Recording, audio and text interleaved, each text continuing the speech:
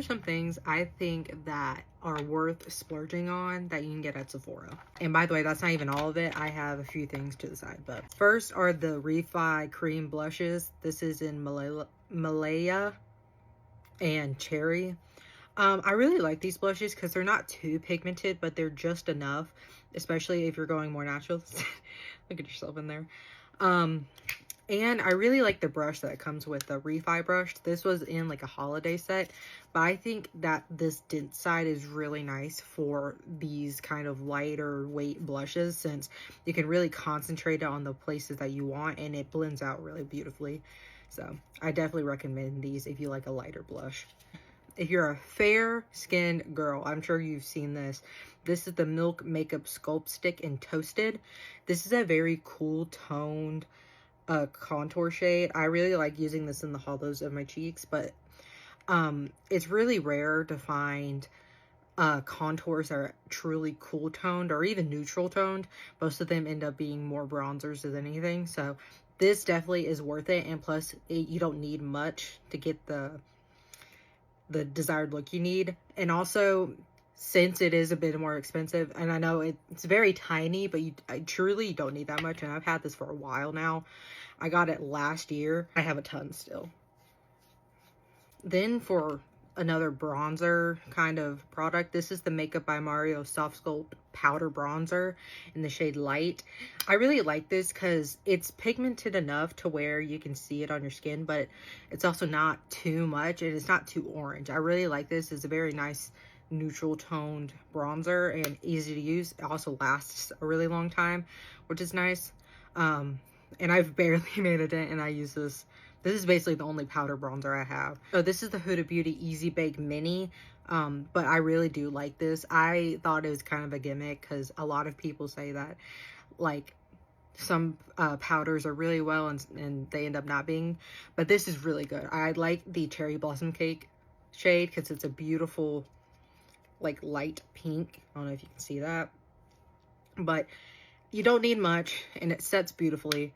So I think this is definitely worth the splurge, even like on the big size or even the mini. Like I've been using this every day and you truly don't need that much. One of my holy grails, and as you can see, I love her. You do have to shake it up, but this is the House Labs Triclone Foundation and Concealer. This is probably the only foundation I've almost used all of. This is a bit dark for me because it was my summer shade, but I will definitely finish this, and as well as this concealer. The thing I really liked about this is that it's kind of a high medium coverage, and it's really lightweight on the skin. It's really nice and definitely worth the splurge, and it lasts so long. I've had this for over a year, or I've used it a lot, excuse me, but it's definitely worth the splurge. Especially if you struggle finding a foundation that doesn't look cakey on you. This works beautifully. Then another makeup suggestion, I think this is the last makeup suggestion actually, is the Tower 28 Serum Concealer. This is in BU, and this is truly one of the most beautiful concealers I have. It's so lightweight, yet it has nice coverage. It lasts a really long time. You don't need much. And I just think this looks beautiful as either spot concealing, or if you just need a little more coverage, or even if like you just don't like really thick concealers but you want that coverage. I think this is a really good option. Then these are minis, so I'll just go over these really quick. This is the Tower 28 SOS spray. It's a hypochlorous acid spray, and this works beautifully for rosacea skin, and it is immediately calming. I got this as like the birthday gift that Sephora was offering this year, and it's so soothing, truly. Like, it's also a very fine mist, but I really do like this. I think it's worth the splurge because hypochlorous acids can not really work, either that or like a magnesium mist. I like the Cocoa one from Ulta, but I think this is definitely worth the splurge if you haven't found a hypochlorous acid that works for you. And then the Laneige Cream Skin Mist. I really liked this as like a mini, and I wanted to try the spray and see if I liked it, and I really do. But I really want to get the full size with the sprayer. I just don't need to be buying it. I really don't, but I like using this on the days I just feel a little extra dry and I want more of a milky consistency on my skin. This is a really nice, lightweight yet hydrating formula, and I definitely think that it's worth the splurge if you haven't found like a milky toner that you like, because this is very soothing, and I haven't heard many people say that it's very that is irritating at all. Some milky toners can be, depending on the ingredients they have. Like, for example, the Thayer's toner can be iffy, even though I like it and a lot of people like it. Sometimes those ingredients can be irritating to certain people, but this, I haven't heard anything bad about it yet. Then from Innisfree, the green tea line, I guess, is definitely one of my favorites. I recently got this because I was trying to find a milky toner that I liked, and this is just so hydrating and so lightweight. Truly, it just soaks into your skin.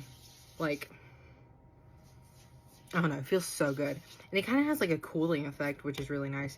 And then this one I've talked about before. This is the Green Tea Seed Hyaluronic Serum, and I have already used one full one of these, but this just works really well and it's very hydrating. I think this would work more if you need like a thicker hyaluronic acid, like if you don't like the Inky List or the ordinary hyaluronic acid serums. That one really truly works for me, and I use it almost every day. Then this is one of my favorite brands, like, ever. First Aid Beauty. Oh, I forgot to get out of my shower. One that I want to have a full collection of is the KP Bump Eraser. That is one of the best bump erasers for KP ever. I love that scrub so much. And if First Aid would send me like a care package, I would literally cry. But I really like a lot of their products, especially their toner pads. This is the Ultra Repair Hydrating Pillow Pads with colloidal oatmeal and ceramides. This is very hydrating and calming. This is the Acne Clearing Pads 2% Salicylic Acid Treatment. Then this is the Skin Rescue Blemish Patrol Pads. I swear to you, the moment I started using these, within days, my skin cleared up and a lot of like the bumps or the red marks on my skin disappeared. I love it so much.